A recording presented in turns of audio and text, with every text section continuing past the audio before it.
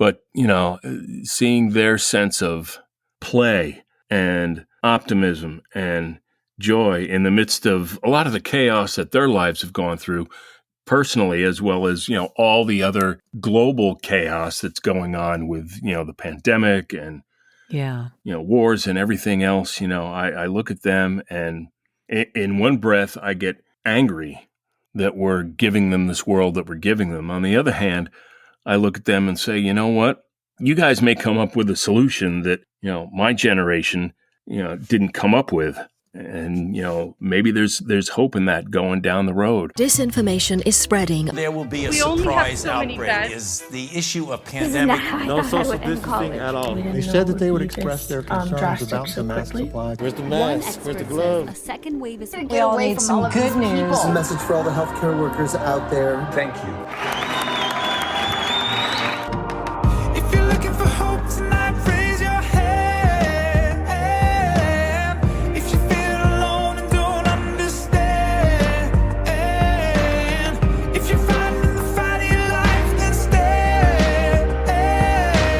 From Santa Rosa, California, this is 19 Stories. I'm Cheryl Holland.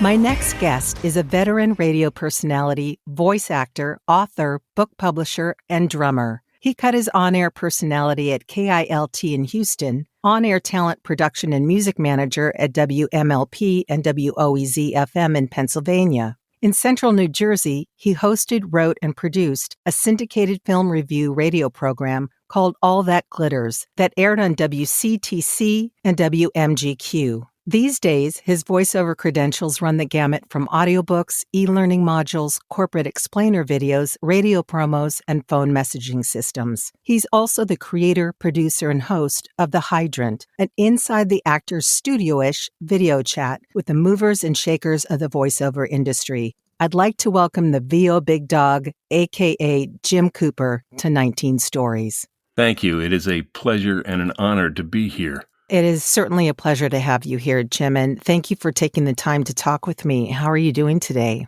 Doing okay today. I'm in the middle of a fairly long and intense audiobook narration, so this is kind of a nice break in the day. I definitely want to talk to you about your audiobooks and all the aforementioned goodies that you're involved in. I'd love to know whereabouts in the country you're joining me from. I'm in Delaware. What are your current COVID mandates, if any, and how are you holding up? It's so funny because when I started doing voiceover, it was a couple years ago, and it's like all of a sudden COVID hit and everyone has to quarantine. Well, I feel like I've been quarantining for 3 years already anyway, so this is no different for me. So, I go with the flow. I mean, if we go out, I'll put a mask on. I couldn't even tell you what the mandates are because I really don't pay too much attention to it. It's basically how I'm feeling about what's going on. And, right now, we're spiking back up and here we go again. So I'm going to be a little bit more cautious now. The VO Big Dog. How did you come to have that moniker? I was working with Corey Disson, who is probably the best marketing guy out there. And we were kind of hammering things out and trying to come up with a brand. And we knocked about a few things and my love of dogs and that kind of thing. And he said, how about Top Dog? And I was like, that sounds a little corny. How about VO Big Dog? And he was like, cool. So that started it. And, we developed all the logos and everything and thus all the dog and doggish references in just about everything I do. It's apropos because you do have a very vivacious and big personality as well. So I would love to go back to your roots in radio, as I've heard it said numerous times that coming from radio into voiceover can be the kiss of death for a voice actor. And given there are so many skills one develops in radio, especially if you began at a time, which you did, when analog, slide pots, reel-to-reel editing your tape by hand were the norm. And I think that kind of training and background would be a huge benefit. Can you tell us how you became involved in radio and how that training helped or hindered your entry into voiceover? And I've often thought about How did I end up in radio? And I try to think back, and it's like, I don't think I can point to a specific point in time. All I remember is I was in college at Susquehanna University, and I lucked out because they had a 5,600 watt FM station, WQSU. So it was probably one of the most powerful college radio stations on the East Coast outside of, New York at that time. And I don't remember how I got involved, but I got involved. And me and a couple friends of mine, we kind of took over the radio station for 3 or 4 years, and we were just having a blast doing it.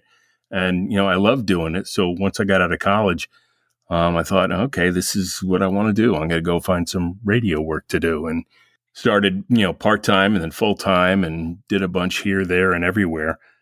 And eventually, once got married and started raising a family, realized that radio and eating with a family don't go hand in hand. It's just not going to work. So I put it aside for a while. I still ended up doing some part-time stuff at Magic 98.3 and CTC. It was on air. Did the film review show, which was also fun. I got paid to go to the movies. How cool is that? How wonderful that I got is that? paid Yeah. to go to the movies. Yeah. So that was a lot of fun. And then I put all that aside and did some various other things with my career. But it always in the back of my mind is like, I really want to get back behind the mic again at some point in some way. And I remember going to a seminar in New York that some agent was holding. And there were about 35, 40 people there. And they were talking about, voiceover, and gave everyone a script to read. And one by one, everyone got up in front of the class and did your script. I got a script for Home Depot. And I think at that point, Gene Hackman was doing the voiceover work for Home Depot. So I read the script, and she looked at me and she goes, "Do that again." And I did it again. And she looked at me and said, "You're in radio, aren't you?" I said, "Yeah." She said, "Well, we don't want announcers. We want actors. Sit down." Oh, wow. So I was like, okay, so I guess I don't have the skills to do this. So I let that direct me and put it aside. And then around 2016, I left the corporate world because I was in the corporate world, and left and was trying to figure out what I wanted to do next, and got an email, and I forget who it was from, but it was about a seminar, a webcast with J. Michael Collins about voiceover work. And I thought, well, what the heck? I know I've got these announcer traits. Let's see if, maybe I can do something with them. I don't know. So I went to the webinar, ended up contacting J. Michael after it, and we talked for a little bit, and I worked with him for a while, and spent probably the first year trying to unlearn all the announcer stuff that I'd spent so many hours doing on air. So, and it's still something that I have to be conscious of not falling into announcer gimmicks and trying to be more authentic and conversational. And thank you for explaining that, because that's what I was wanting you to explain to our audience as to why it can be considered the kiss of death because of that whole announcer mindset. But given that you came from radio, and that is what the style of radio was at the time, and Sure. the style of the ads at the time, it's a really hard mindset to unlearn. It's complete retraining. It almost sounded like this woman shamed you. I mean, that's a really It felt like that. It felt like that. So. Really ugly way to ingratiate yourself as a teacher, and also for the other students who are probably shaking in their boots going, I'm not going to get up after that. Well, it was interesting because there was one woman there who was who got up and did her thing, and she kind of looked at her and said, "Do you have a demo reel?" She said, "Yeah." She's like, "Give it to me because I've got things for you to do." So I was like, okay, I'm on the other end of that spectrum. But to put it in perspective, she was right.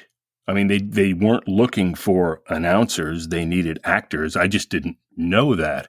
So once I got over my personal hurt feelings, it kind of struck me as like, she was absolutely right. That's what they're looking for. They're not looking for announcers. And I grew up, I'm going to really age myself here. I grew up with WABC and Dan Ingram and Cousin Brucey and, all those 60s announcers. So that's what was in my head. So having to unlearn all that and just trying to build a thick enough skin to say, okay, I don't know what I'm doing here. I need help. And that's what I had to get to and finally did with J. Michael. Yeah, and you made a very great point about needing to have a thick skin and also realizing what they needed for the marketplace wasn't announcers, and yet there's other ways as a coach, instructor to conduct a class. That's another point altogether. Thank you for explaining how you moved through that and that you reached out to a professional coach to mentor you and to help you understand that and guide you into the direction that you needed to go. And so you've gone from announcer radio to working on your skills as a voice actor and then into audiobooks, which you have quite the diversity in audio. You've gone from financial books to murder mysteries. So now I understand if we have a bad financier, we may want to murder them. But kind of walk us through how you transitioned into that. And then I want to talk to you about your own book, which is really interesting. So kind of guide us into your process of getting into audiobooks.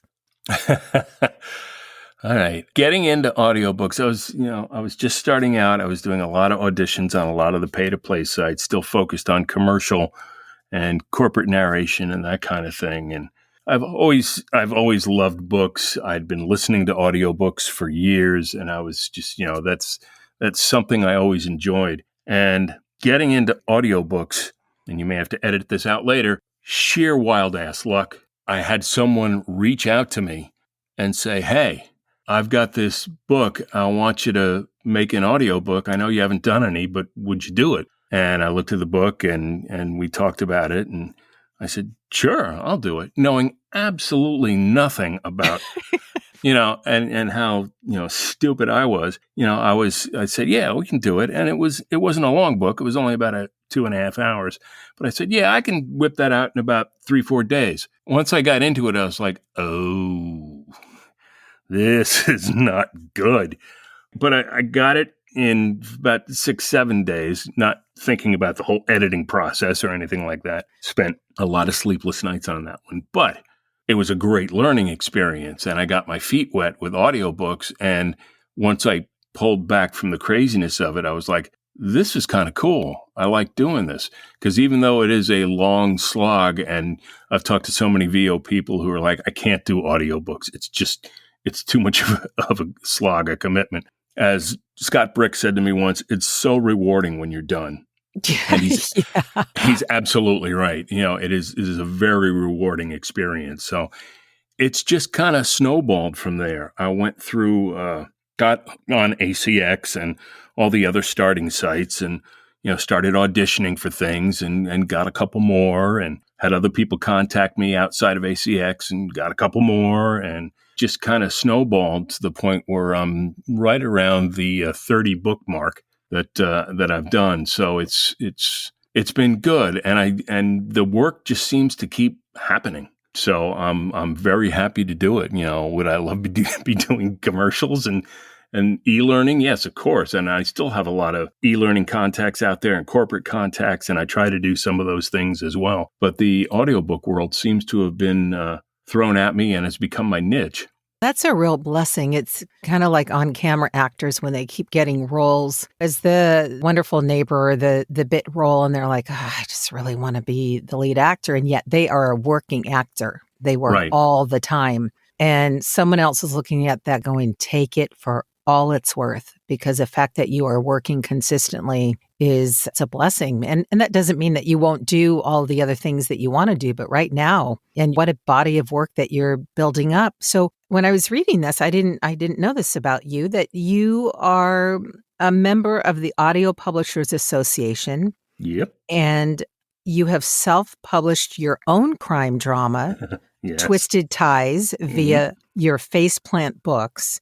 And in your which is a great name. I'm sure that has many interpretations.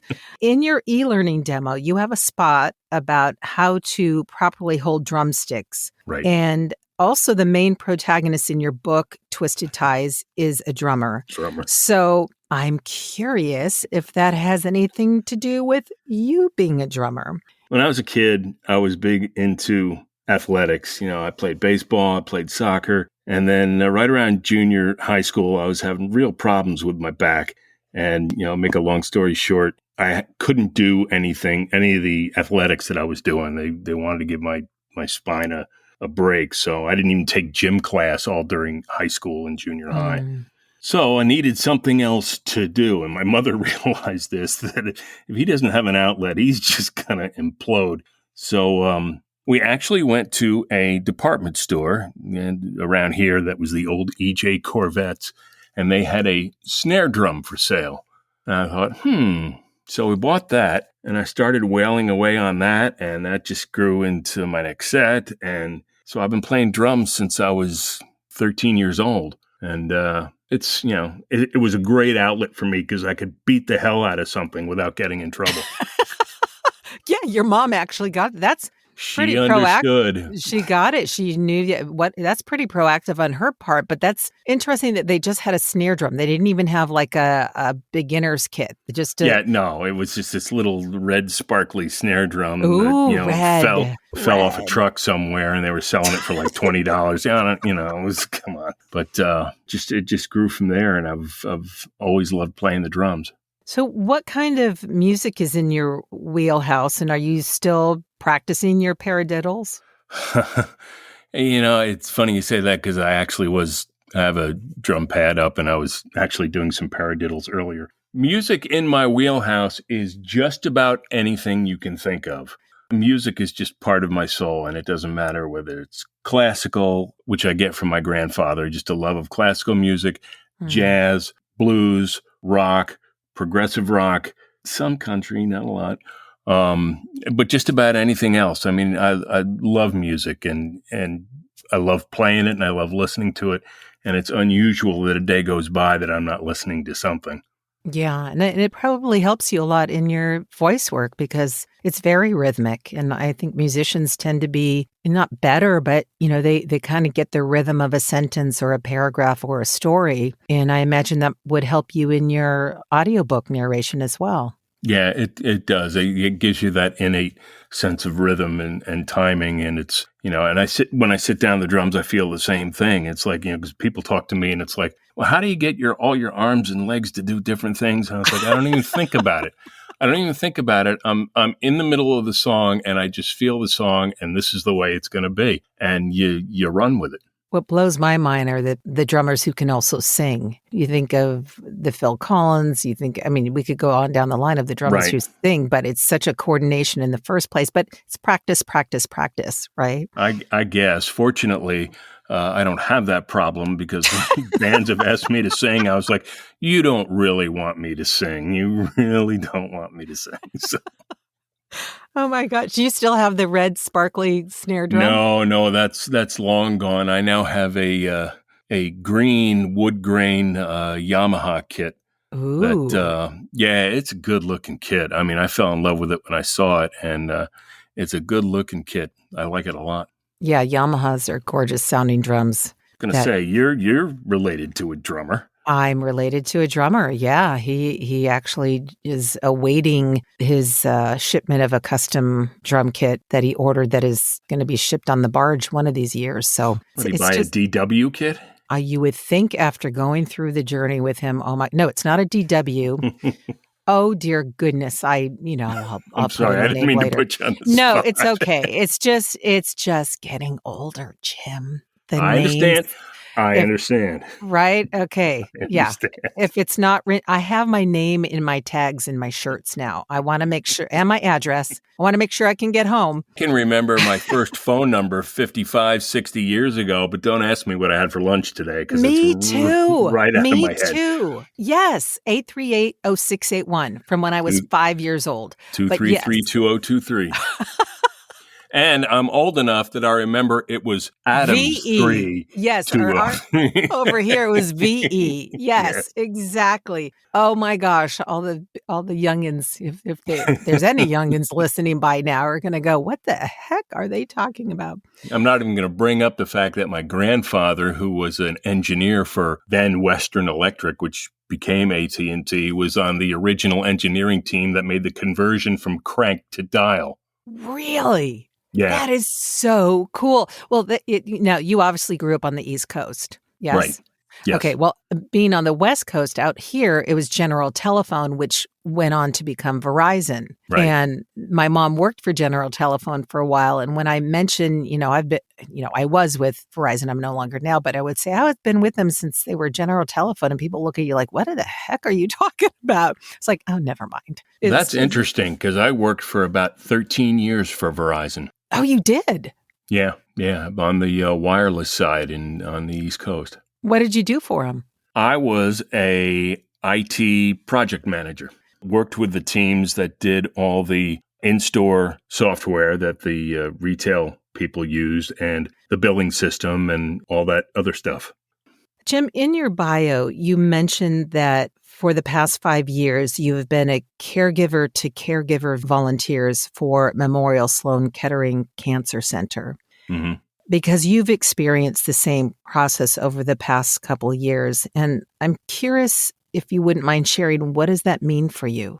In 2014, my wife was diagnosed with brain cancer, which came out of the blue to both of us. And just, as anyone will tell you who's been through it, when you hear that diagnosis, you have cancer, your world immediately changes and becomes something you never even imagined. She's fine, by the way. She's been clear for 6 years. So wonderful. It's cool. But we both went through a lot getting to the diagnosis. And then once we got the diagnosis, she was treated at Sloan Kettering in New York and got such an amazing level of care from the nurses, the doctors, food service people. Everybody there was just as good as you can get. I mean, we feel so lucky and so blessed to have had that experience there with them, because we couldn't have asked for anything better. But going through that, it was at a time when the industry was really just starting to pay attention to caregivers and realizing that the stress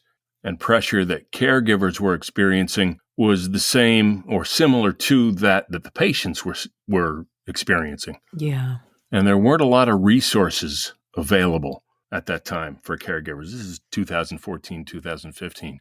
So once we got on the back end of treatment and things had gone well, I said to the neurologist who was working with my wife, I said, I really want to give back to you guys, and not necessarily in a monetary way, but just because our experience has been so good. And he talked about a volunteer organization that was just starting within Sloan Kettering. So I got in touch with the woman, Wendy Bonilla, who was heading up the volunteer process, and they were just starting the caregiver-to-caregiver process. They had a patient-to-patient process where patients could call other patients who'd been through it as kind of a support kind of thing. So they had just started that with caregivers, and so I kind of got in on the ground floor. And what it ends up being is that other people that are going through it, other caregivers that are going through it can reach out to internally at Sloan, and they'll hook them up with me, and we'll sit on the phone and I'll talk to them. I'll listen to them, because it's what it's all about. It's more listening to them than talking to them, and hear what they're going through and relate as well as I can with my own experiences and let them know that they're feeling the right things, they're experiencing the right things, and that kind of thing. So it's a real gift to me to be able to do that with so many people and reach out and try to help so many people that are experiencing this process. What an expression of gratitude also on your part to want to give back like that, because anyone having gone through that, and I've gone through that with my own family members, it is so necessary. And like you said, most people don't think of caregivers till that time. Right. And especially now with the COVID numbers in our country, right, doctors and nurses and caregivers are going to need more and more and more of that, because it's kind of like being on the front lines of war. You're seeing things that most people don't see in a lifetime. And now all of a sudden, in addition to COVID, there are still cancer patients and heart patients and other patients who are needing attention. So thank you for sharing that. I'm so happy to hear that your wife is doing better and on the other side of that. She's doing great. And, the other thing about that is that I just was repeatedly shocked by everything that I didn't know about cancer and about caregiving. And we were constantly walking around the hospital because her treatments were every other week for about 5 months, and we had to be in there for like 3 or 4 days. So we would walk around the corridors and just feel so grateful knowing that our situation that we were in could be infinitely worse than it was, because so many people were there for their second, third, fourth time, whatever it happened to be. So it really kind of opened my eyes for the need for this kind of thing.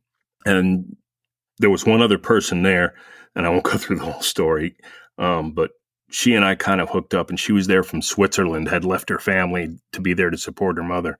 And she and I kind of got to talking, and there was one day I was walking down the corridor, and she was leaning up against the wall with her head down, and I knew what that look was. She was just enough.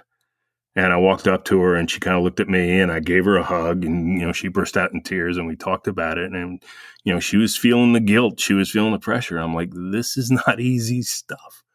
So the other side of that coin, and I know we haven't talked about this yet, was, okay, what else can I do here? And well, what else I did was write my second book.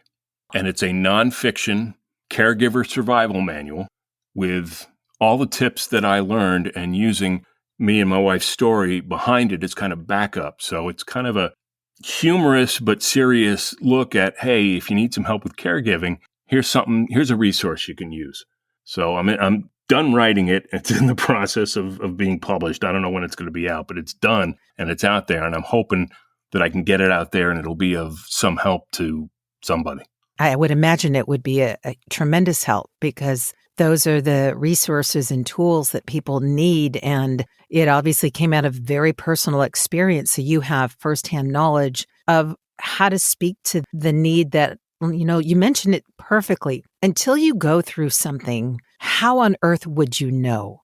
It's like we hear of open heart surgery all the time. How on earth would anyone know how involved the recovery is on that until you've walked through something, whether it's surgery or cancer or fill in the blank? How would you know? So how beautiful that you came up with this resource, rather, because I would imagine during that time you were facing a huge amount of fear. And so I'm curious, was this a tool that you were working at, just kind of writing down your thoughts at the time, or were there other tools, or did you have a particular faith that pulled you through this time? There is, on the day that we got the diagnosis, and the doctor turned to us and said, it's lymphoma. I don't think I had ever felt a fear like that before in my life. And I've got some definite fears. I hate flying. I used to be afraid of bats, that kind of stuff. But this was a level that I had just never experienced before. I mean, I just, if you had hit me in the head with a ball peen hammer, it probably wouldn't have been any different, and so it was that level of fear, and it stays with you until you get into the process of treatment. And then it really subsides, because now you've got answers, now you've got a plan, and it's a little bit of a respite. But on the first night of her first treatment, which was Thanksgiving week, 2014, and what a treat that is to be in the hospital Thanksgiving for treatment, I was lying there looking at the ceiling going, I need to write about this somehow.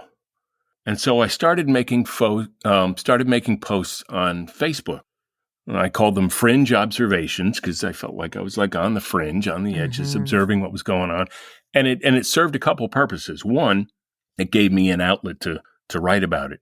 Two, it kept all the family people and friends informed of what was going on. I didn't have to make 85 phone calls every day.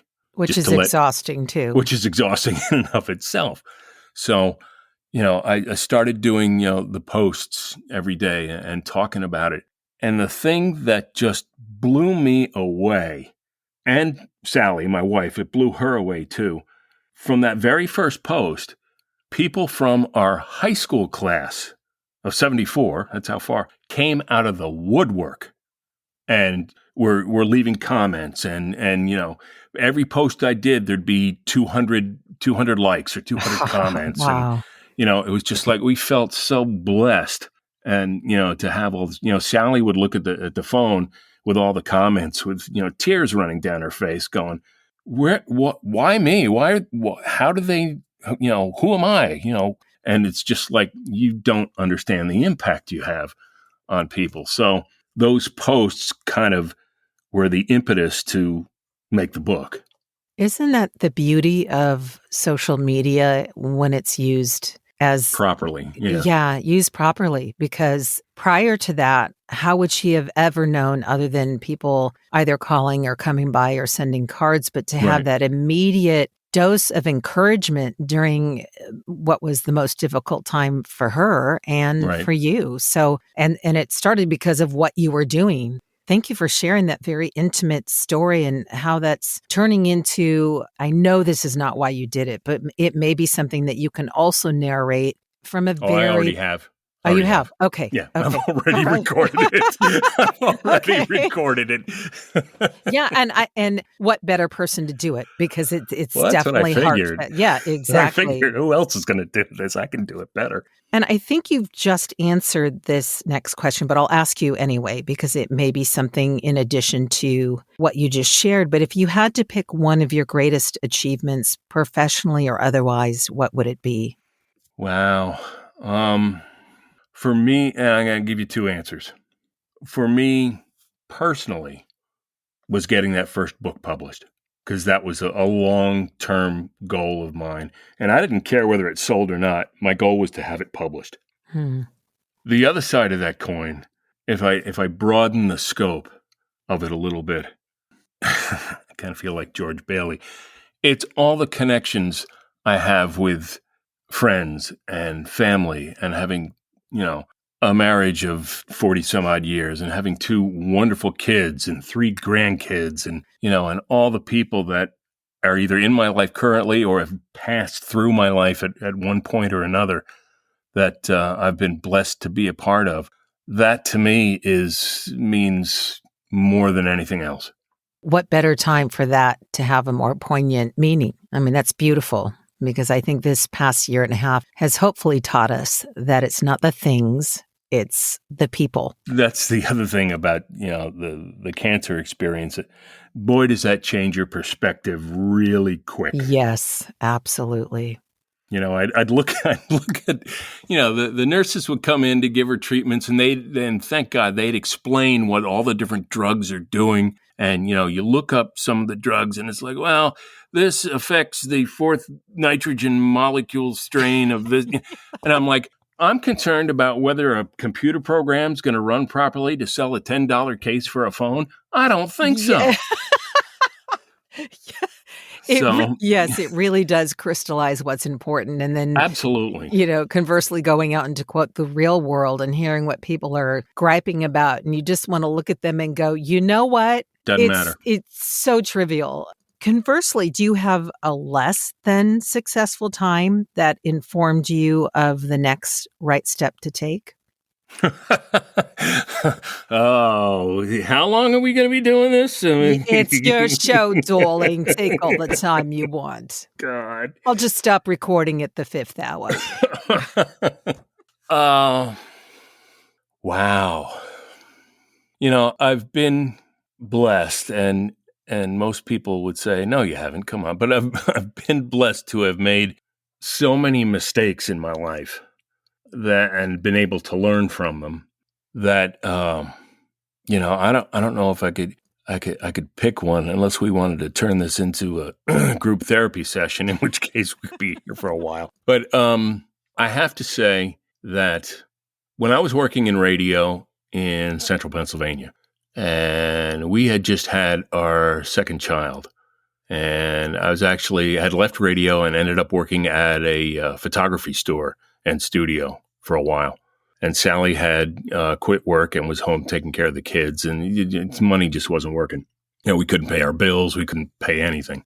And I ended up going to work for my dad, who was in real estate at the time, back in New Jersey.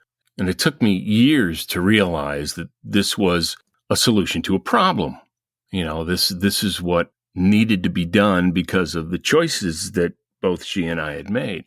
Now, having said that, that 7 years that I worked with my dad probably did more psychic damage to me than anything else I can imagine in my life. But, it's coming out the other side of that, pushed me into a lot of things that I needed to be pushed into to deal with a lot of crap from the past. And, thankfully, I did it and got with the right people.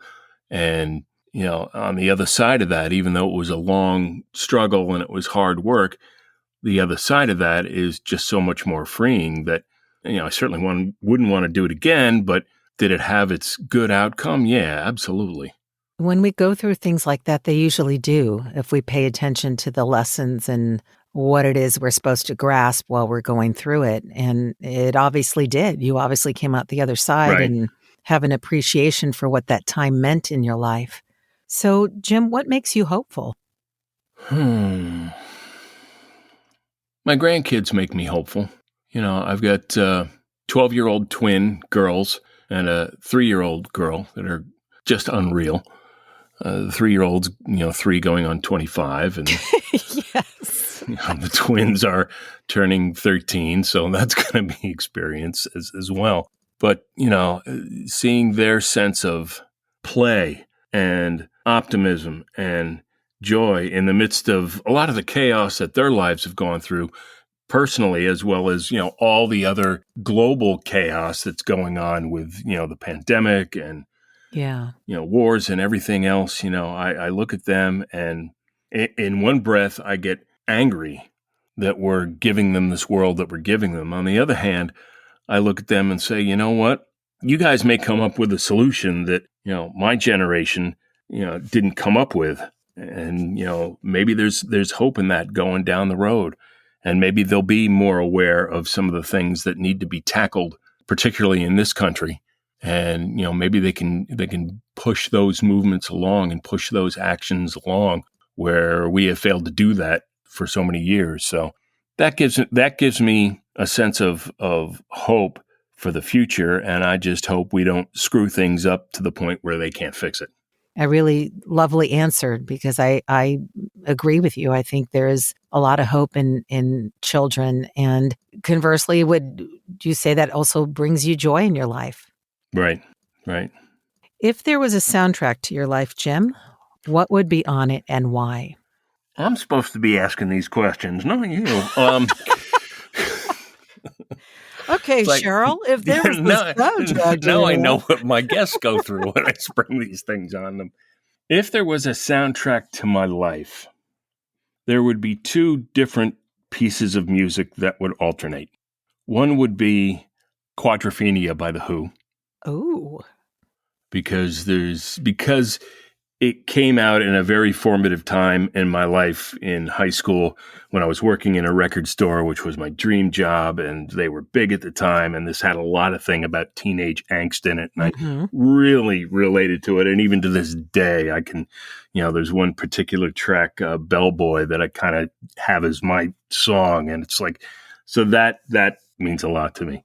The other piece of music is a tone poem by Richard Strauss called Ein Heldenleben, which is a wonderful piece of music, but it's just, and Ein Heldenleben means a hero's life. And it's just, the music is just so well orchestrated and conducted in it. I can't tell you why, but it just really, really reaches me. And that is like my go-to piece of classical music to get me going. Which is a very eclectic range of what you just gave. I love that. We won't get into the things like Green Day and Bad Religion and Dream Theater and the punk and the prog and that kind of thing, which is also part of that whole wheelhouse. So we'll let that go.